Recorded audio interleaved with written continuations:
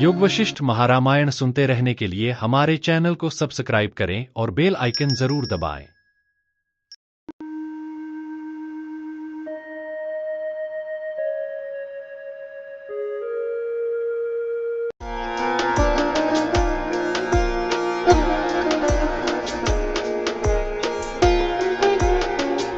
सर्ग 51 उपशम प्रकरण। शांत परम पद में विश्रांति की इच्छा कर रहे उद्दालक मुनि के मन के विविध दोषों से विक्षेप का बहुत प्रकार से वर्णन।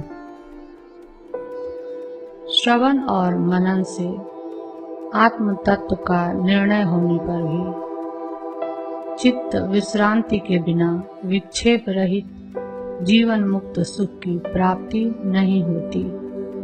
इसलिए विक्षेप शून्य जीवन मुक्ति सुख के लिए समाधि के अभ्यासों में तत्परता के साथ बोध वृद्धि की अत्यंत आवश्यकता है।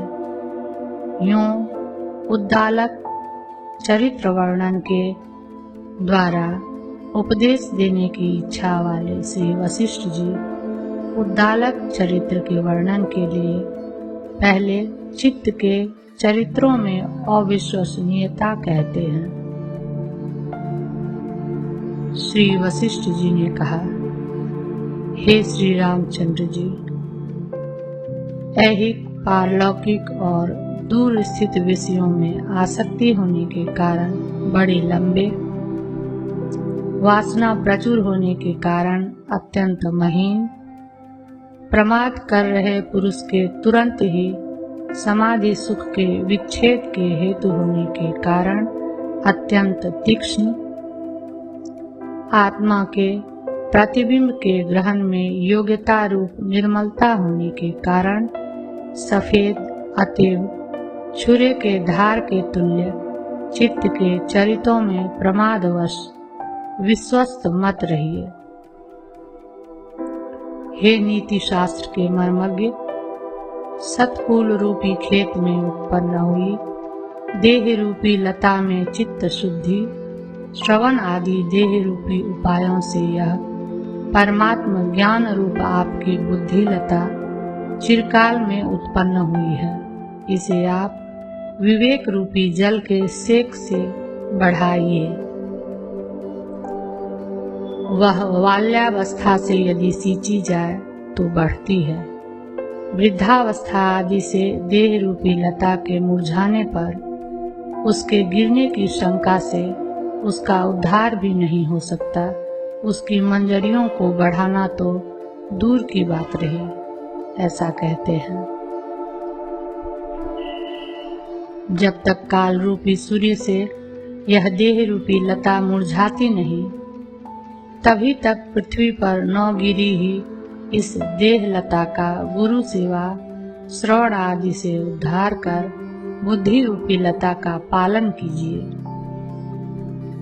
आगे कहे जाने वाले आख्यान रूप मेरे वाक्य के अर्थ का श्रवण पूर्वक बार बार मनन करना विवेक सेक है। उसी में सब मनन युक्तियां विद्यमान हैं, ऐसा कहते हैं। हे श्री रामचंद्र जी, आप मेरे वाक्यार्थों के एकमात्र तत्वज्ञ हैं। जैसे मयूर मेघ के गर्जन की भावना से सुख को प्राप्त होता है, वैसे ही मेरे वाक्यों के अर्थों की एकमात्र भावना से आप भी सुख को प्राप्त होइए। उक्त आख्यायिका का अवतरण कर उसके अर्थ विचार कर्तव्यता को कहते हैं। तत् और त्वम आदि पदार्थ के शोधन में तत्पर बुद्धि से अन्नेन सौम्य शुंगे नापो मूलम विच्छ, इस श्रुति में प्रदर्शित युक्ति द्वारा कारण से अतिरिक्त कार्यांकुर के अपलाप से देह आदि के आरंभक और बाह्य प्रपंच के आरंभक 5 महाभूतों को उद्दालक मुनि के समान छिन्न भिन्न और मूल अविद्या के तहस नहस होने से शिथिल कर उनके अधिष्ठानभूत सन्मात्र के अन्वेषण में धीरों से भी धीर बुद्धि से मन में विचार कीजिए। श्री रामचंद्र जी ने कहा, हे भगवान, उद्दालक मुनि ने किस क्रम से उन पंच महाभूतों को छिन्न भिन्न कर अपने अंतःकरण में विचार किया। श्री वशिष्ठ जी ने कहा, हे श्री रामचंद्र जी, जिस प्रकार प्राचीन काल में उद्दालक मुनि ने पंच महाभूतों को विचार से अकुंठित परम दृष्टि प्राप्त की, उस प्रकार को आप सुनिए। इस जगत रूपी जीर्ण शीर्ण घर के किसी विस्तृत कोने में, जो पर्वत रूपी उल्टे करके रखे हुए बर्तनों से भरा है और भूमि की आग्नेय दिशा में गंधमादन नाम से शैलराज पर एक अद्भुत भूमि भाग है, उसके ऊपर खूब फूल बिखरे रहते हैं। फूले हुए पेड़ ही कपूर के तुल्य सफेद पराग और केसरों से चारों ओर से व्याप्त होने के कारण उसके कर्पूर केसर है। उस पर भांति भांति के पक्षी रहते हैं, नाना प्रकार की लताएं सुशोभित रहती है। उसके तट वन पशुओं के झुंडों से भरे रहते हैं। फूलों के केसरों से उसकी शोभा कहीं अधिक बढ़ी चढ़ी है। उसके किसी प्रदेश पर विशाल महारत्न है तो कहीं पर चंचल कमल खिले हैं। कहीं पर सरोवर रूपी दर्पण उसकी शोभा बढ़ाए रहते हैं तो कहीं पर कुगरा रूपी केसों से वह व्याप्त रहता है। उस गंधमादन पर्वत के भूमि भाग पर किसी एक उठे हुए शिखर पर, जिसमें सीधे वृक्ष हैं, टखनों तक फूल बिखरे रहते हैं और घनी ठंडी छाया वाले महावृक्ष हैं, वहां पर पहले उद्दालक नाम के एक मौनी मुनि रहते थे। वे यत्न से मैं अवश्य पुरुषार्थ का साधन करूंगा ऐसा अभिमान रखते थे और शास्त्र अनुमान आदि प्रमाण में कुशल थे। उनका मन महा उदार था और वे बड़े तपस्वी थे। अभी उन्हें युवावस्था प्राप्त नहीं हुई थी। पहले तो वे अल्प प्रज्ञा वाले, अविचारवान, परम पद में विश्रांति को अप्राप्त, अप्रबुद्ध तथा प्रबोध के अनुकूल पुण्य पूर्ण अंतःकरण वाले थे। तदंतर क्रमशः तपस्या से, शास्त्रार्थ के नियमों के अभ्यास परिपाक से क्रमों से उन्हें विवेक प्राप्त हुआ, जैसे कि भूतल को वसंत ऋतु प्राप्त होती है।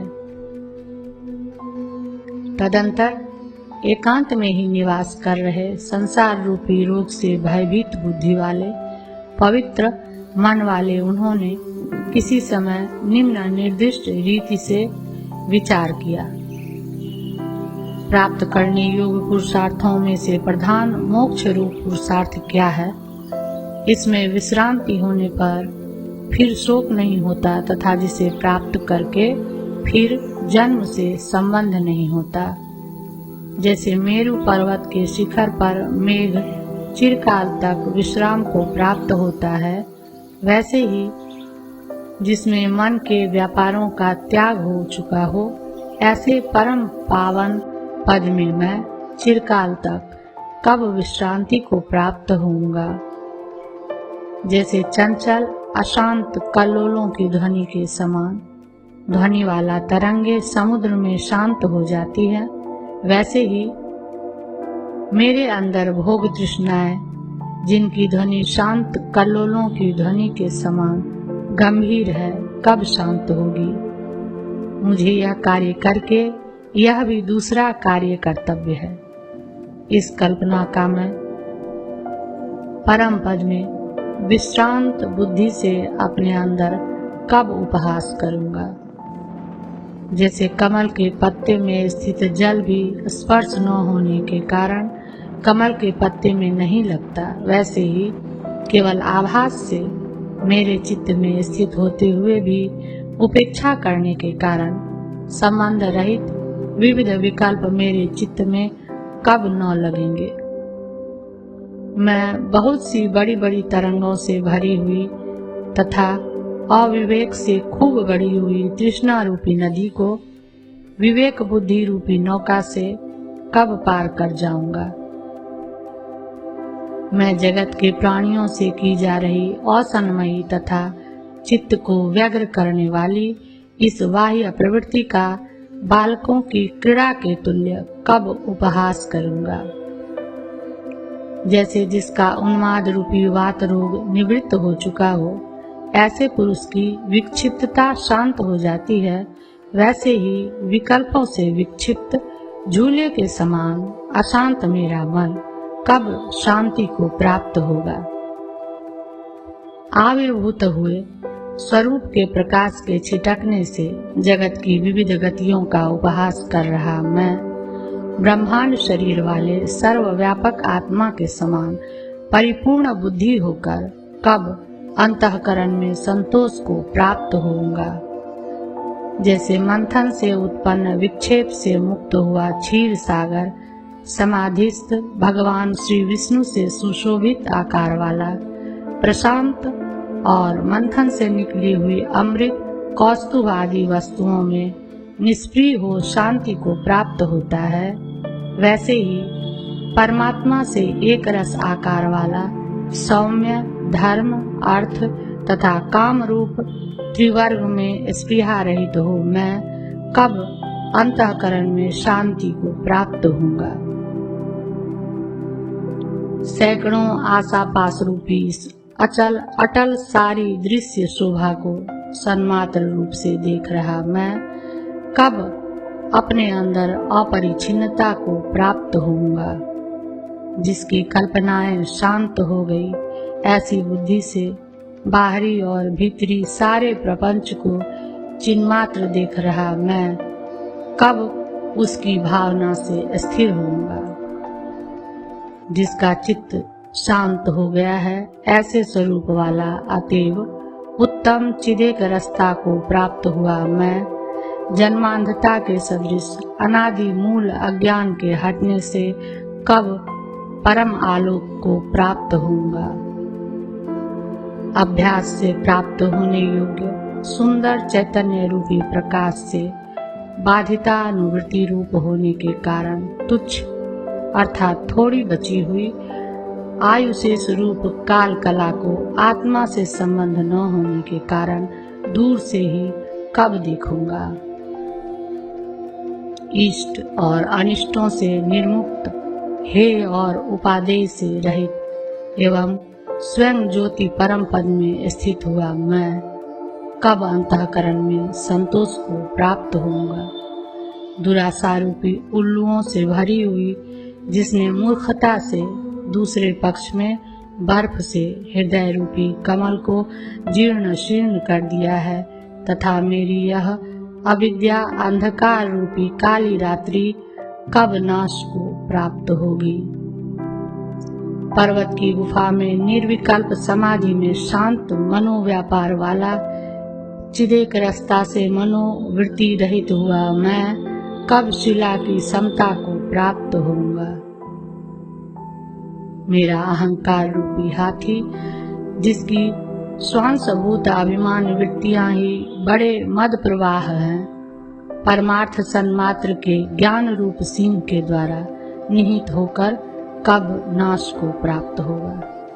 निर्विकल्प ध्यान में मग्न हुए मौन व्रतधारी मेरे मस्तक पर वन घूर्णिकाएं एक प्रकार की चिड़ियां कब तिनकों का घोंसला बनाएंगी।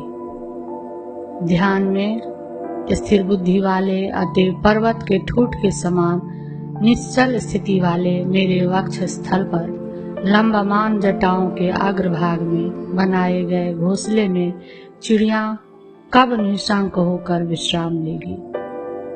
तृष्णा रूपी कंजे के वृक्षों से चारों ओर व्याप्त काम आदि रूपी मृगों से जर्जर जन्म रूपी झाड़ियों से भरे हुए संसार रूपी जंगली तालाब का त्याग कर मैं कब जाऊंगा। इस प्रकार की चिंताओं से परवश हुए उद्दालक नाम के ब्राह्मण ने बार बार ध्यान में बैठते हुए वन में ध्यानाभ्यास किया, किंतु विषयों से हरे जा रहे अतएव बंदर के समान चंचल चित्त में प्रसन्नता प्रदान करने वाली समाधि स्थिरता उन्हें नहीं मिली। किसी एक समय बाह्य विषयों के संबंध के त्याग के अनंतर उनका चित्त रूपी वानर सात्विक देवता आदि से भोग्य विषय में या सात्विक वृत्ति के सुखास्वाद में मनोरथों द्वारा चंचलता को प्राप्त हुआ। किसी समय उनका मन रूपी वानर चंचलतावश अंदर होने वाले समाधि सुख संबंध का त्याग कर, जैसे विष से मरा हुआ पुरुष जठराग्नि संबंधी देह की उष्णता का त्याग कर अन्य लोक में जाता है, वैसे ही विषयों को प्राप्त हुआ। हे कमल नयन, कभी उनका मन हृदय आकाश में उदित हुए सूर्य के सदृश तेज को देखकर विषयों में उन्मुख हो गया। कभी उनका मन हृदयवर्ती गाढ़ अज्ञान रूपी अंधकार का थोड़ी बहुत ब्रह्म की अभिव्यक्ति से त्याग कर कुछ शमन कर उसी समय विषय वासना के जागने से विषय लंपट होकर भयभीत पक्षी के समान उड़कर चला जाता था।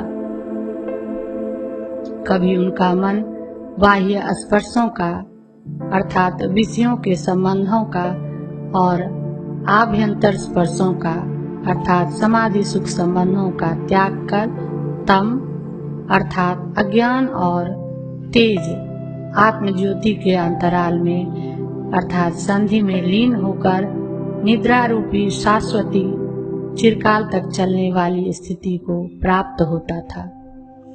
जैसे वायु द्वारा तटवर्ती जल में डुबाया गया और तट की लहरों से हिलाया जा रहा वृक्ष बड़े संकट में स्थित रहता है, वैसे ही बड़ी बड़ी गुफाओं में ध्यान मग्न मन वाले उद्दालक पूर्वोक्त रीति से ध्यान वृत्तियों में व्याकुल मन के मध्य में तुच्छ तृष्णा रूपी तीर तरंगों से डोलायित शरीर वाले होकर बड़े संकट में स्थित रहे।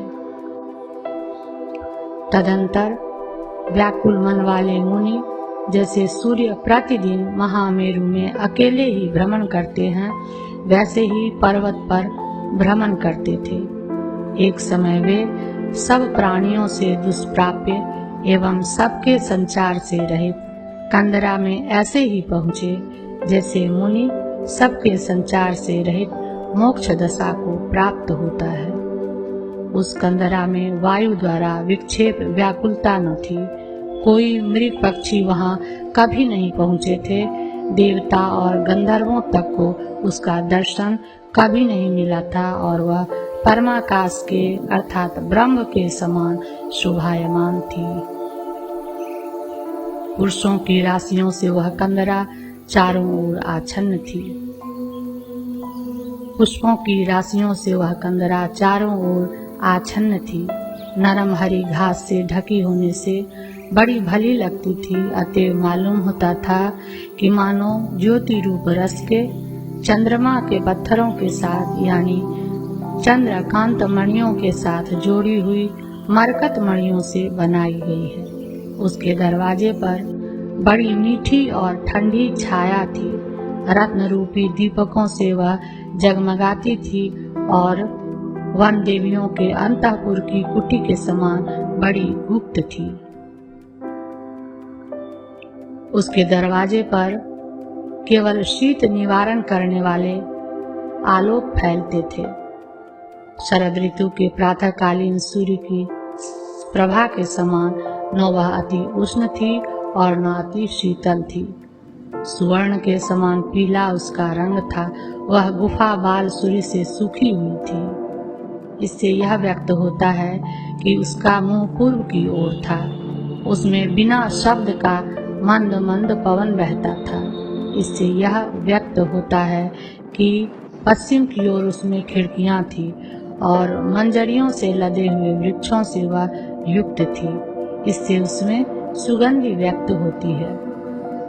वह स्वयंवर के लिए तत्पर, अतः हाथ में वरमाला ली हुई राजकन्या के समान थी। वह गुफा कमल के मध्य भाग के समान कोमल थी, अतएव ब्रह्मा के विश्राम के योग्य थी।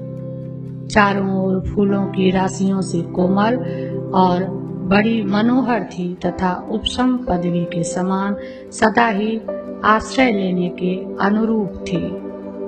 51वां सर्ग समाप्त।